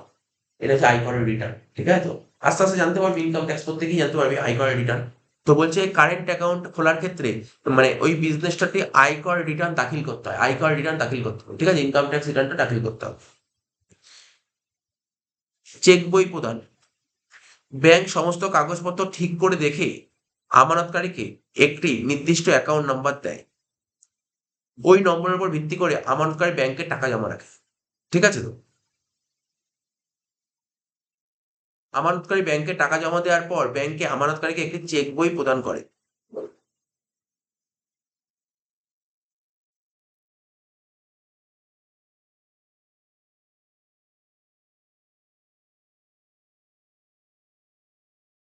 ঠিক আছে, চেক বই প্রদান করে, চেক বই তো দেবেই। কারেন্ট অ্যাকাউন্ট খুলতে গেলে কারেন্ট অ্যাকাউন্টে চেক বই দিতেই হবে তো। না হলে ওর যে বড় বড় পার্টি থাকবে তাদেরকে পেমেন্ট করবে, চেকের মধ্যে পেমেন্ট করবে তো, চেক দেবে কি করে? তো চেক বই দিতেই হবে এখানে। কিন্তু এখানে যে বৈশিষ্ট্য, এই যে যতগুলো পয়েন্ট বললাম, এখানে কিন্তু তোর পাসবুকের কথা একবারও বলেছে? পাসবুক কিন্তু বলেনি। তারপর বলেছি যে বৈশিষ্ট্য কি, কারেন্ট অ্যাকাউন্টের ফিচার্স গুলো কি কি আছে? আমানতকারী, কারেন্ট অ্যাকাউন্ট কারবারি ও অকারবারি, মানে কারা কারা কারেন্ট অ্যাকাউন্ট খুলতে পারে এটা বলেছে। বিজনেসম্যান, নন বিজনেসম্যান, ঠিক আছে তো, একক ব্যক্তি মানে ইন্ডিভিজুয়াল এবং জয়েন্ট অ্যাকাউন্টের নামে খোলা যায়। চেকের ব্যবহার, এই হিসাবে চেকের সাহায্যে টাকা তোলা হয়, ফলে কারবারিরা দেনা পরিশোধ ও খরচ মেটাতে সুবিধা হয়। আচ্ছা, জমাতিরিক্ত টাকা, এই ধরনের হিসাবে ব্যাংকের সঙ্গে চুক্তির মাধ্যমে জমাতিরিক্ত টাকা তোলা যায়। এবার জমাতিরিক্ত টাকা কি, তো ধর ব্যাংকে ধর টাকা পড়ে আছে ধর 1 লাখ, তুই কোনো পার্টিকে 1.5 লাখ টাকা দিবি, 50 হাজার টাকা, তুই চাইলে কিন্তু দিতে পারবি না। তোকে না, এই যে তুই ব্যাংকে জমা আছে 1 লাখ টাকা, তুই কোনো একটা পার্টিকে 1.5 লাখ দিতে চাইছিস, তাহলে কত টাকা তুই ব্যাংকে থেকে ফেসিলিটি নিতে চাইছিস? 50 হাজার টাকা। তাহলে এই ফেসিলিটি ফর্ম ফিল আপ করা আছে তো, অর্থাৎ তুই ব্যাংকের কাছ থেকে তুই যেহেতু ওভারড্রাফট খুলেছিস, তুই ব্যাংকে কি বলেছিস তুই ওভারড্রাফট লিমিট কত টাকা লাগবে, সেটার ফর্মে ফিল আপ করতে হবে। যদি না থাকে তাহলে সেই ফেসিলিটি পাবি না। মানে কারেন্ট অ্যাকাউন্ট করলে কিন্তু ওভারড্রাফট পাবে এমন কথা নেই, ওভারড্রাফট ফেসিলিটি তোকে বলতে হবে কতটা ওভারড্রাফট ফেসিলিটি দরকার, ঠিক আছে? এবং তুই যত টাকা বললি ব্যাংক সেই টাকা দেবে কি গ্যারান্টি আছে? সেটা তোর বিজনেসের উপর দিতে পারে, ঠিক আছে তো? তো এখানে এই ধরনের হিসাবে ব্যাংকের সঙ্গে চুক্তির মাধ্যমে জমা দিতে পারে, চুক্তির মাধ্যমে। তারপর বলছে সুদ, এই জাতীয় হিসাবে ব্যাংকে জমার উপর কোনো সুদ দেয় না। নিরাপত্তা, ব্যাংকে টাকা জমা রেখে কারোর মাধ্যমে মালিকরা অনেক নিরাপদে থাকেন। সীমাহীন জমা, কারেন্ট অ্যাকাউন্টে হিসাবে যত খুশি টাকা জমা রাখে, এই অ্যাকাউন্টে যত খুশি টাকা রাখতে পারবে এইগুলো।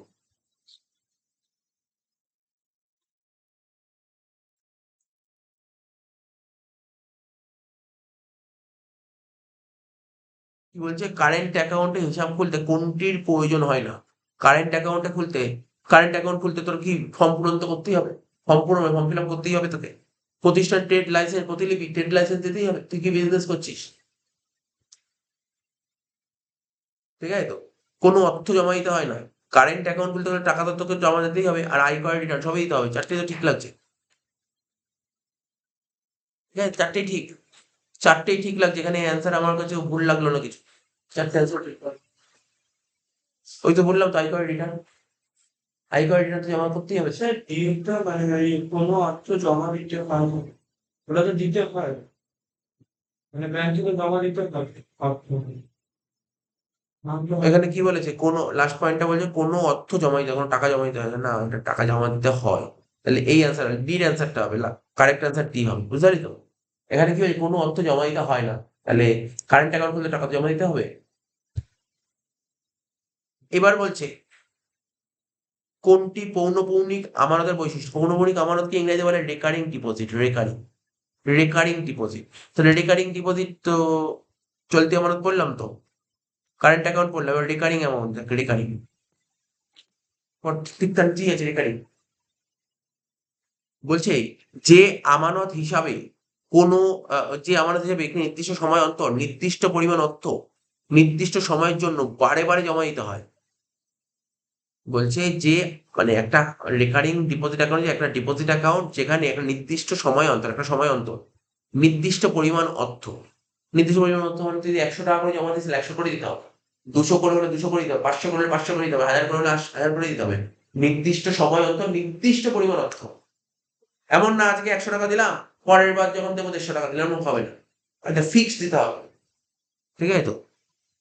বারে বারে জমা দিতে হয়, একবার না কিন্তু বারে বারে জমা দিতে হয়, তাকে বলা হয় রেকারিং। যেমন রেকারিং, ব্যাংকে অনেকে রেকারিং করে, তুই যদি ঠিক করে ব্যাংকে আমি রেকারিং করবো 100 টাকা, তাহলে প্রতি মাসে তোকে 100 টাকা করে জমা দেবো, প্রতি মাসে তোকে 100 টাকা করে জমা দেবো। এবার তো বলতে হবে কত বছর জন্য রেকারিং করছিস, 1 বছর, 2 বছর, 5 বছর, 10 বছর, ঠিক আছে? তো এখানে বলেছে এই যে কত কত টাকা জমা দিতে হয়, এখানে লিখে দিয়ে দেখ 100, 200, 500 এরকম ডট ডট ডট গেছে, ঠিক আছে? এরকম ভাবে যাবে।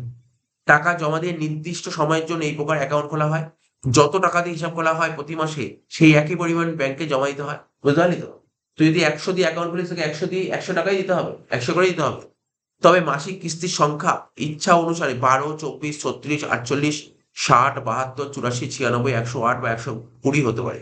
মানে তুই কতগুলো কিস্তি, কতগুলো ইনস্টলমেন্ট হতে পারে, 12টা ইনস্টলমেন্ট, 1 বছর হতে পারে, 2 বছর হতে পারে, 3 বছর হতে পারে, 4 বছর হতে পারে, 5 বছর হতে পারে, 6 বছর হতে পারে, 7 বছর হতে পারে, 8 বছর হতে পারে, 9 বছর হতে পারে, 10 বছর হতে পারে, বুঝলি? কত বছর টার্ম নিতে পারিস, এই রেকারিং করবি, কত বছরের জন্য রেকারিং করতে চাইছিস সেটা বলে দিয়েছে, ঠিক আছে তো?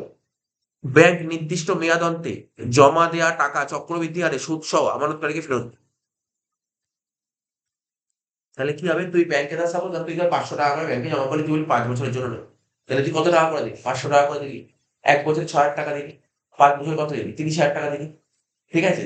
এই 30,000 টাকা 5 বছর পর তুই টাকাটা পেয়ে যাবি। 30,000 টাকা তো পাবি। তার সঙ্গে বেশি করে সুদ পাবি এবং সুদটা হবে চক্রবৃদ্ধি হারে, মানে কম্পাউন্ড ইন্টারেস্টে সুদটা হবে। তুই 500 টাকা দিলি, তার উপরে একটা ইন্টারেস্ট রেট হতে তো 30,000 টাকাটা ওটা বেড়ে যাবে। বেড়ে গিয়ে কিছু যে ক্যালকুলেশন করে কম্পাউন্ড ইন্টারেস্ট যেটা বেরোবে সেই টাকা তোমাকে পেয়ে যাবে।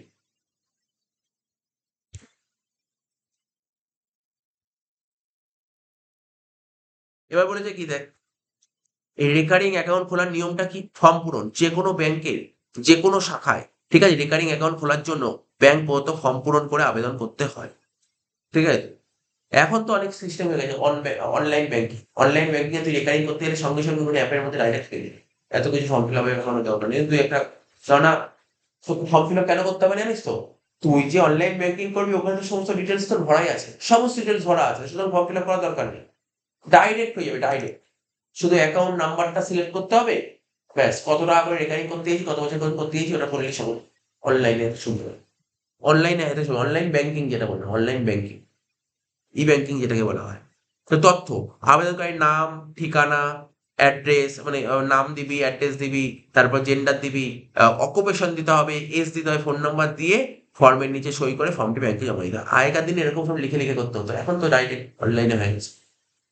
প্রমাণপত্র, ঠিক আছে, আবেদনকারীর পরিচয় সত্যতা হিসেবে voter card, driving licence, PAN card, Aadhaar card অথবা পাসপোর্ট জেরক্স দিতে হয়। ঠিকানার প্রমাণপত্র হিসেবে আধার কার্ড অথবা ইলেকট্রিক বিল, ওই একই কথা, যেগুলো প্রমাণগুলো লাগবে। পাসবই প্রদান, আমানতকারীকে ব্যাংকে টাকা জমা দেওয়ার পর ব্যাংক তাকে একটা পাসবুক দেবে। এই অ্যাকাউন্টের বৈশিষ্ট্যটা কি আছে? ঠিক আছে তো? বলছে আমানতকারীর ধরন, যে কোনো ব্যক্তি বা প্রতিষ্ঠান এই অ্যাকাউন্ট খুলতে পারে। সুদ, ইন্টারেস্ট, এই ব্যাংকিং এইখানে অ্যাকাউন্ট খুললে ইন্টারেস্ট রেটটা একটু বেশি হয়। এখানে ইন্টারেস্টটা তুলনামূলক একটু বেশি পাওয়া যায় সেভিংস এর তুলনায়। সেভিংস এর তুলনায় একটু ইন্টারেস্টটা বেশি পাওয়া যায়। বুঝতে পারি কেন ইন্টারেস্ট বেশি? সেভিংসে যা টাকাটা ফেললে তুই যখন তুই টাকা তুলতে পারিস, কিন্তু এখানে তো তুই 5 বছর আগে টাকা তুলতে পারছিস, তাই না? তাই ওর টাকাটা তো গচ্ছিত থাকছে, এই টাকাটা অন্য কাউকে দিতে পারছে, তাই না? এই টাকাটা অন্য কোনো কাজে করতে পারছে, এই জন্য তোকে ইন্টারেস্টটা একটু বেশি দিচ্ছে। লেনদেন, ট্রানজাকশন, প্রতি মাসে নির্দিষ্ট পরিমাণ টাকা জমা দিতে হয়। নির্দিষ্ট মেয়াদ অন্তে ব্যাংক সুদ সহ আমানতকারী টাকা ফেরত দেয়। সঞ্চয় উৎসাহ দান, স্বল্প আয়ের লোকেরা এই ধরনের হিসাবে টাকা জমা দিয়ে উৎসাহ পায়। পাসবই, প্রতি মাসে আমানতকারী যে টাকা জমা দেয় ব্যাংকে সেই টাকা পাসবইতে লিখে দেয়। ঠিক আছে? দায়িত্ব, আমানতকারীর জমা টাকার নিরাপত্তার জন্য সম্পূর্ণভাবে ব্যাংকই দায়ী থাকে। অর্থ স্থানান্তর, যে ব্যাংকে পৌনঃপুনিক মানে রেকারিং অ্যাকাউন্ট আছে, ওই ব্যাংকে যদি আমানতকারী সঞ্চয়ী আমানত বা সেভিংস অ্যাকাউন্ট বা কারেন্ট অ্যাকাউন্ট হিসাব থাকে, তাহলে ব্যাংকে নির্দেশ দিলে ব্যাংক ওই অ্যাকাউন্ট থেকে নির্দিষ্ট অর্থ পৌনঃপুনিক হিসাবে স্থানান্তর করে দেয়। তো নর্মাল কথা বলেছে। তোর যেই ব্যাংকে তুই রেকারিং অ্যাকাউন্ট খুলেছিস সেই ব্যাংকে যদি তোর সেভিংস অ্যাকাউন্ট বা কারেন্ট অ্যাকাউন্ট থাকে, তুই চাইলে রেকারিং অ্যাকাউন্টে ওই টাকা ট্রান্সফার করবি। এটা বলেছে।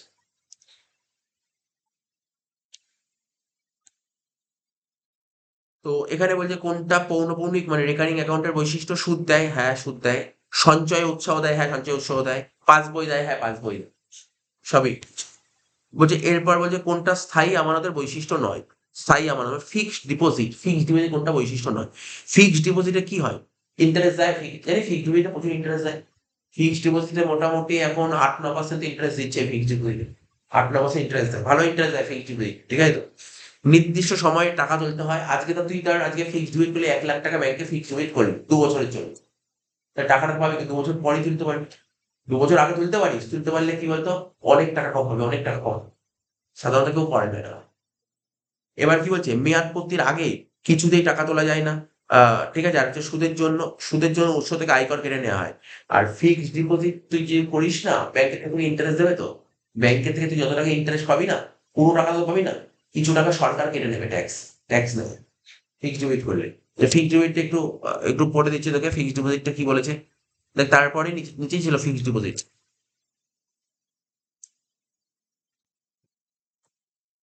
একটি বড় অঙ্কের টাকা যখন নির্দিষ্ট সময়ের জন্য, বড় অঙ্কের টাকা বুঝতে পারছিস তো, 1 লাখ, 2 লাখ, 5 লাখ, 10 লাখ এরকম ফিক্সড ডিপোজিট করে। হ্যাঁ, আর একটু কম টাকাও তো ফিক্সড ডিপোজিট করতে পারিস।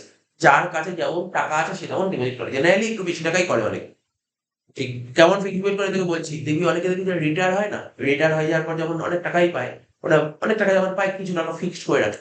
কিছু টাকা ফিক্সড করে, কারণ ফিক্সড করে রাখলে কি হয়, ওদের তো সেরকম ভাবে ইনকামের সোর্স নেই, আর তো ওখান দিয়ে বেশ কিছু ইন্টারেস্ট আসবে। মাস গেলে একটা ইন্টারেস্ট আসবে, সেই ইন্টারেস্টটা দিয়ে ওদের চলবে, সংসারটা চলবে ভালো। ঠিক আছে তো? তো এখানে বলছে একটি বড় অঙ্কের টাকা যখন নির্দিষ্ট সময়ের জন্য আমানত হিসেবে রাখা হয় তখন তাকে ফিক্সড ডিপোজিট বলে। 7 দিন ফিক্সড ডিপোজিট কেমন হয়? ব্যাংকে তুই যখন যেই ব্যাংকে ওদের একটা চার্ট টেবিল থাকে লেখা থাকে, বলছে 7 দিন থেকে ফিক্সড ডিপোজিট 7 দিন থেকে শুরু হয়, 7 দিন থেকে 7 ডেজ থেকে স্টার্ট হয়ে, ঠিক আছে তো? 7 ডেজ থেকে আরম্ভ করে আরো দীর্ঘ 3 মাস, 6 মাস, 9 মাস, 12 মাস বা কয়েক বছরের নির্দিষ্ট সময়ের জন্য এই হিসেবে টাকা গচ্ছিত রাখা যায়। তার মানে মিনিমাম কতদিন বলেছে? 7 দিন, মিনিমাম 7 দিন। 7 দিন থেকে 3 মাস, 7 দিন থেকে শুরু করে যাবে 3 মাস, 6 মাস, 9 মাস, 12 মাস বা কয়েক বছরের জন্য তুই করতে পারিস, কয়েক বছরের জন্য, ঠিক আছে তো? এতে সঞ্চয়ী আমানত অপেক্ষা সুদ, মানে এখানে ইন্টারেস্ট বেশি পাওয়া যায়, সবচেয়ে বেশি ইন্টারেস্ট এখানেই পাওয়া যায়। স্থায়ী আমানত হিসেবে চেক কেটে টাকা তোলা বা হস্তান্তর করা যায় না। তাহলে ফিক্সড ডিপোজিটে কি হবে? চেক কেটে টাকা তোলা, চেক দিয়ে টাকা তোলা বা ট্রান্সফার করা যায় না। আচ্ছা, টাকা একবারই জমা দেওয়া হয় এবং মেয়াদ শেষে একবারই তোলা হয়। তবে আমানতকারীর প্রয়োজনের মেয়াদ পূর্তির আগে এই হিসাব থেকে লোন নিতে পারে। ভালো করে শোন কি বলেছে। তুই আজকে ধর ফিক্সড ডিপোজিট করলি, টাকা এসছে 1 লাখ টাকা, এই ব্যাংকে ফিক্সড ডিপোজিট করে দেবো 1 লাখ টাকা। টাকা ডিপোজিট করার 2-3 মাসের মধ্যে টাকার দরকার, তুই 2 বছরের জন্য ফিক্সড করেছিস, তোর আজকে 2 মাসের মধ্যে টাকা দরকার হয়েছে, তখন তুই কি করবি? টাকা তো দরকার হয়েছে, তখন তুই লোন নিতে পারবি, লোন। ওইটা ওই টাকাতে তোর যে টাকাটা আছে ওখান থেকে তুই লোন নিবি, ঠিক আছে? ওই টাকা আছে, ওই টাকা থেকে তুই লোন নিবি।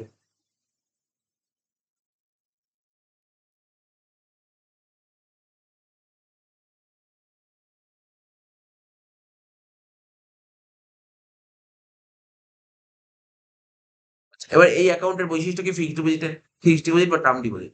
আমানতকারী ধরো যে কোনো ব্যক্তি বা কারবারি প্রতিষ্ঠান, অকারবারি প্রতিষ্ঠান ব্যাংকে এই ফিক্সড ডিপোজিট অ্যাকাউন্ট খুলতে পারে। সুদ, এই জাতীয় হিসাবে আমানতকারীকে উচ্চ হারে সুদ দেওয়া হয়। একাধিক আমানত হিসাব, একই ব্যাংকের শাখায় একজন আমানতকারী অনেকগুলো, আচ্ছা তোর ধর স্টেট ব্যাংক অ্যাকাউন্ট আছে, তুই চাইলে তুই টাকা যত খুশি থাকবে, যত টাকা থাকবে তুই ততগুলো ফিক্সড ডিপোজিট অ্যাকাউন্ট খুলতে পারবি। বুঝতে পারলি কি বলি না? আজকে তোর কাছে এখন 1 লাখ টাকা এসে, হুট করে 1 লাখ টাকা এসে কোনো জায়গাতে, ওই ব্যাংকে যে ব্যাংক অ্যাকাউন্ট সেই ব্যাংকে একটা 1 লাখ টাকা ঢুকবে। আবার তার 1 মাস পর আবার টাকা এসছে, আবার ফিক্সড, যত খুশি তুলতে পারিস, যত খুশি ফিক্সড ডিপোজিট খুলতে পারিস, ঠিক আছে? নির্দিষ্ট সময়ে টাকা তোলা, নির্দিষ্ট সময়ের মধ্যে এই হিসাব থেকে টাকা তোলা হয়, মধ্যবর্তী সময়ে কোনো লেনদেন হয় না। নিরাপত্তা, টাকা জমা দেওয়ার সম্পূর্ণ দায়িত্ব ব্যাংকের উপর থাকে, টাকা নিরাপত্তার জন্য ব্যাংক দায়ী থাকে। ঋণের সুযোগ, আমানতকারীর টাকার প্রয়োজন হলে এই স্থায়ী আমানতের শংসাপত্র ব্যাংকের কাছে জমা রেখে ঋণ গ্রহণ করতে পারে। তার মানে কি বলেছে? তুই ব্যাংকে 1 লাখ টাকা ফিক্সড ডিপোজিট করলি, এখন তোর ধর 5 বছর জন্য ফিক্সড ডিপোজিট করলি, তোর 3 বছর পর তোর টাকার দরকার হয়েছে, টাকার দরকার, তাহলে কি করতে হবে? তুই যখন ফিক্সড ডিপোজিট করলি ওরা তোকে একটা সার্টিফিকেট দেয়, সার্টিফিকেট ব্যাংকের কাছে জমা রেখে তুই লোন পেতে পারিস। সার্টিফিকেটটা তোর কাছে জমা রাখো, তোর থেকে সার্টিফিকেট ওর কাছে রেখে দিয়ে তোকে লোন, যত টাকা দরকার। সময়, এই আমানত 7 দিন থেকে 10 বছরের জন্য করা যায়। মেয়াদ পূর্তির আগেই টাকা তোলা, মেয়াদ পূর্তির আগেই এই আমানত থেকে টাকা তোলা যায়, ঠিক আছে? প্রয়োজনে, ওই যে বললাম প্রয়োজনে, ম্যাচুরিটির আগেই তুই টাকা তুলতে পারবি, প্রয়োজন তোর যদি দরকার হয়। ওই টাকা তোলা মানে কিন্তু লোনের মতনই হচ্ছে কাজ। আয়কর, একটি বছরে যদি 10,000 টাকার বেশি সুদ পাওয়া যায় তাহলে, এবার তুই ধর ফিক্সড ডিপোজিট টাকা রেখেছিস, ফিক্সড ডিপোজিট করেছিস, টাকা রেখেছিস, ফিক্সড ডিপোজিট করেছিস ব্যাংকে, কোনো ব্যাংকে ফিক্সড ডিপোজিট করেছিস, টাকা রেখেছিস, তাহলে সুদ পাবি তো। যে যত টাকা সুদ পাওয়া যায় না, সেই সুদের অ্যামাউন্টটা যদি বছরে 10,000 টাকার বেশি হয়, তাহলে income tax officer income tax কাটবে, ঠিক আছে? Income tax officer income tax কাটবে 10,000 টাকা বেশি হবে।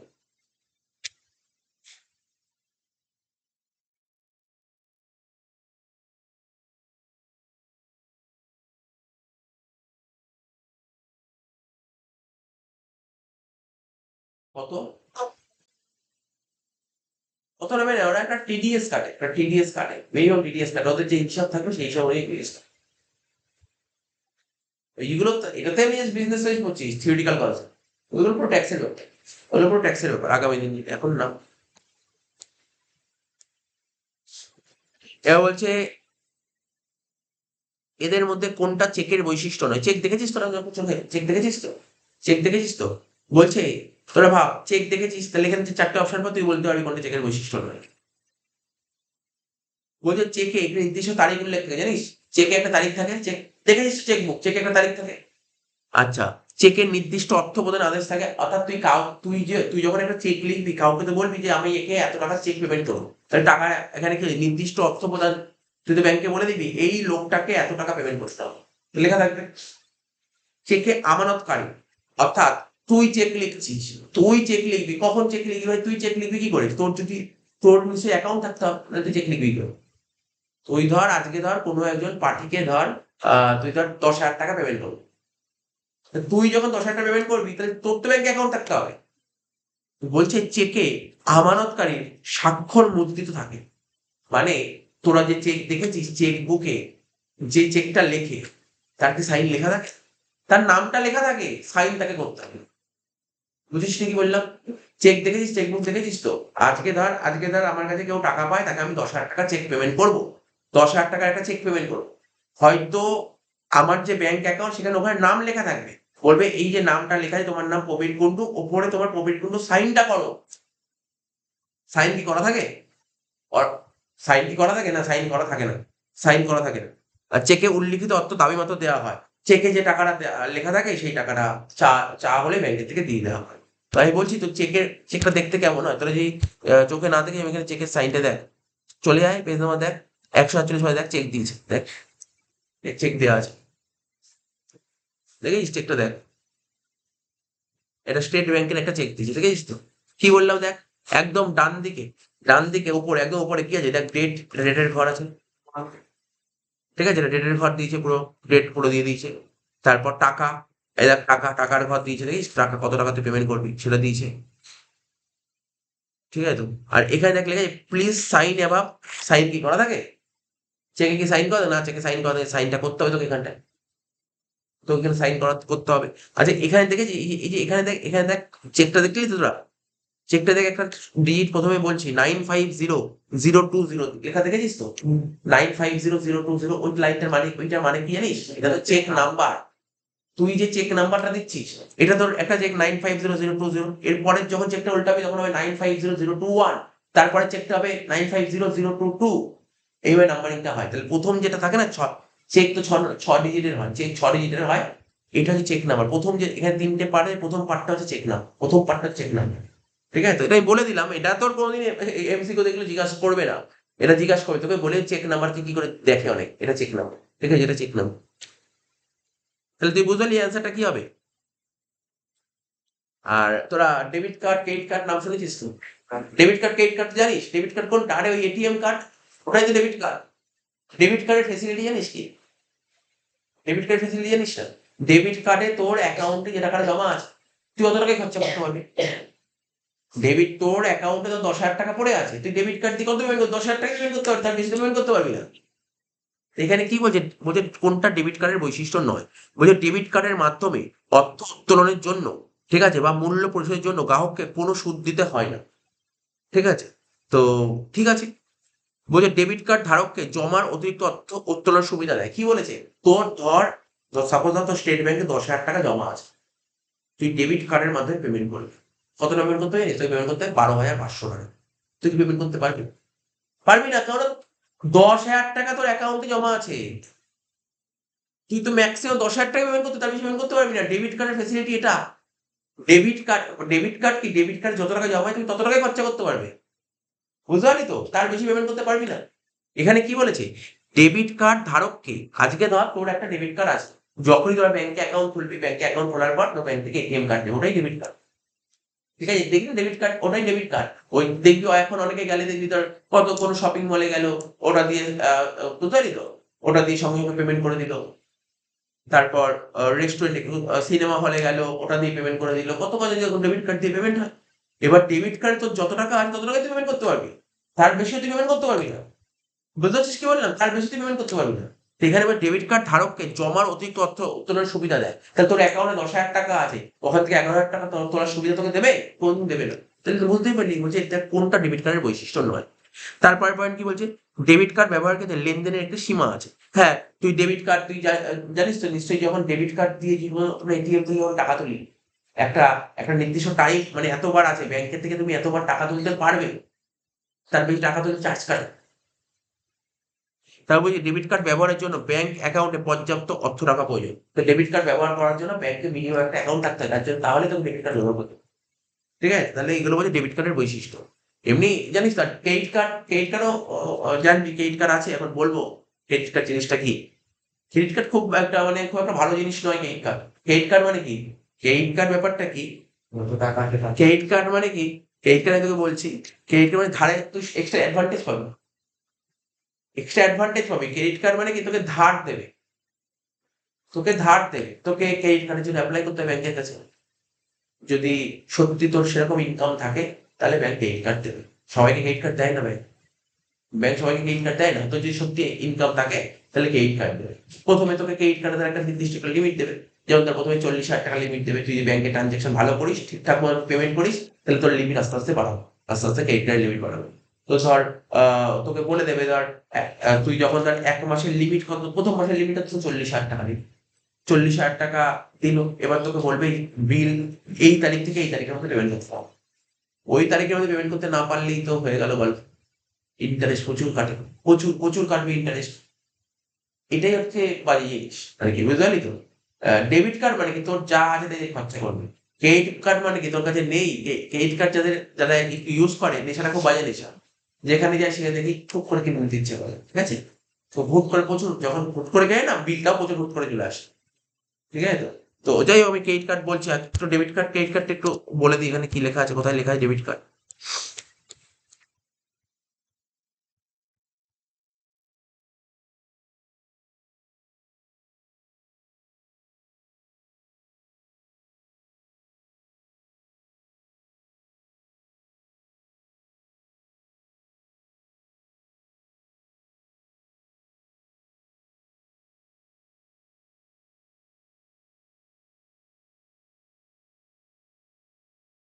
দেখ 151 কথা খোল। একটা ছবি দেখ, ডেবিট কার্ড আর ক্রেডিট কার্ড ছবিটা দেখ।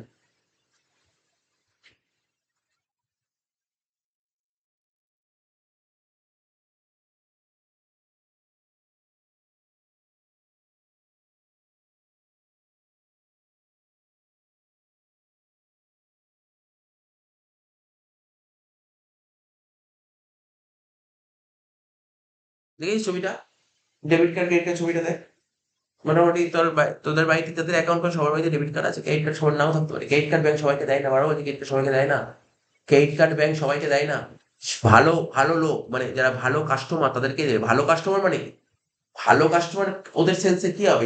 যে তার ভালো ইনকাম, তাকে দেবে ক্রেডিট কার্ড। তাকে ক্রেডিট কার্ড মানে ব্যাংক কি ভাবে? আমার থেকে টাকা ধার নেবে, ওই আমার টাকা মেটাতে না পারে। ঠিক আছে? আমি তাকেই দেবো যে আমার টাকা টাইম টাইম পেমেন্ট করবে। তাকেই আমি ক্রেডিট কার্ড। ঠিক আছে তো? ডেবিট কার্ড সবাইকে দেয়। তুই ডিফারেন্স করে নে, ব্যাপারটা বুঝতে সুবিধা হবে। ডেবিট কার্ড আর ক্রেডিট কার্ডের মধ্যে ডিফারেন্সটা বলছে কি? বলছে কি ডেবিট কার্ড ক্রেডিট কার্ডের মধ্যে ডিফারেন্সটা কি বলছে? বলছে বাণিজ্যিক ব্যাংক জমা টাকার বিনিময়ে তাদের আমানতকারীকে যে কার্ড প্রদান করে তাকে বলে ডেবিট কার্ড। বাণিজ্যিক ব্যাংক যে কোনো ব্যাংক, তোর যেই ব্যাংকে অ্যাকাউন্ট খোলা আছে, ডেবিট কার্ড তোকে কে দেবে? তোর যেই ব্যাংকে অ্যাকাউন্ট খোলা আছে সেই ব্যাংক তোকে দেবে ডেবিট। ঠিক আছে? বলছে বাণিজ্যিক ব্যাংক জমা টাকার বিনিময়ে যে টাকাটা জমা করা আছে তাদের আমানতকারীকে যে কার্ড দেয়, তাদের আমানতকারীকে যে কার্ড দেয় তাকে বলা হয় ডেবিট কার্ড। আজকে ধর আমার স্টেট ব্যাংকে অ্যাকাউন্ট খোলা আছে, স্টেট ব্যাংক আমাকে যে কার্ডটা দেবে সেটা ডেবিট। কারণ আমার যে টাকা জমা হয় তার বিনিময়ে আমি সমস্ত কাজকর্ম করতে পারবো। আর বাণিজ্যিক ব্যাংকগুলি আমানত গ্রহণ ছাড়াই তাদের সুনামযোগ্য ভালো গ্রাহকদের যে কার্ড বিলি করে, আমানত গ্রহণ থাকুক বা না থাকুক তাকে দেবে। ঠিক আছে তো? আমানত গ্রহণ থাকুক বা না থাকুক তাকে দেবে। যেমন ধর সাপোজ ধর বুঝতে পারলি তো, আমাদের কোনো একটা ব্যাংকে অ্যাকাউন্ট নেই, সেই ব্যাংকে থেকে আমি ক্রেডিট কার্ড পেতে পারি। ঠিক আছে? সেই ব্যাংকে থেকেও ক্রেডিট কার্ড পেতে পারি। দেখবে আমার কি আছে, আমার রেপুটেশন কি আছে, রেপুটেশন ওয়াইজ কিন্তু পেতে পারি। কিন্তু ডেবিট কার্ড কি দেবে? সেই ব্যাংকই দেবে যে ব্যাংকে তার অ্যাকাউন্ট খোলা আছে। পর্যাপ্ত অর্থ, ডেবিট কার্ড ব্যবহারের জন্য ব্যাংক অ্যাকাউন্টে পর্যাপ্ত থাকা প্রয়োজন। আর ক্রেডিট কার্ড ব্যবহারের জন্য ব্যাংক অ্যাকাউন্টে টাকা থাকার দরকার নেই। ক্রেডিট কার্ড ব্যবহার করার জন্য ব্যাংক অ্যাকাউন্টে টাকা থাকার দরকার নেই। তারপর কি বলেছে? সুদ, ইন্টারেস্ট। এই কার্ডের মাধ্যমে অর্থ উত্তোলনের জন্য বা মূল্য পরিশোধের জন্য গ্রাহককে কোনো সুদ দিতে হয় না। তারপর ডেবিট কার্ড কি বলছে? ডেবিট কার্ডের মাধ্যমে তুই যে টাকাটা তুললি বা কারোর টাকা শোধ করলি, পেমেন্ট করলি, তার জন্য গ্রাহককে কোনো রকমের কোনো সুদ দিতে হয় না। কিন্তু ক্রেডিট কার্ড ব্যবহারের জন্য অতিরিক্ত অর্থ উত্তোলন বা মূল্য পরিশোধের জন্য সুদ দিতে হবে। সুদ দিতে হবে। অতিরিক্ত অর্থ উত্তোলন, ডেবিট কার্ড ধারককে জমার অতিরিক্ত অর্থ উত্তোলনের সুবিধা দেওয়া হয় না। তা ডেবিট কার্ড যদি তুই ব্যবহার করিস, তোর অ্যাকাউন্টে যত টাকা আছে তার চেয়ে বেশি টাকা তুলতে পারবি না, ক্রেডিট কার্ডে পারবি। বলছে ক্রেডিট কার্ড ধারক জমার অতিরিক্ত অর্থ উত্তোলনের সুবিধা পায়। লেনদেনের সর্বোচ্চ সীমা, ডেবিট কার্ড ব্যবহারের ক্ষেত্রে লেনদেনের সর্বোচ্চ কোনো সীমা নেই। যত অ্যাকাউন্ট রাখা হয় তত টাকাই তুই ইউজ করতে পারবি, কিন্তু ক্রেডিট কার্ড ব্যবহার করতে লেনদেনের একটা নির্দিষ্ট সীমা বেঁধে দিয়েছে যে এত টাকা অবধি তুই খরচা করতে পারবি, এত টাকা অবধি। ঠিক আছে তো? তুই স্যার যদি লিমিট বেঁধে না দিত তো তুই যত আনলিমিটেড খরচা করে তারপর তুই এদিক ওদিক চলে যেবি। ঠিক আছে?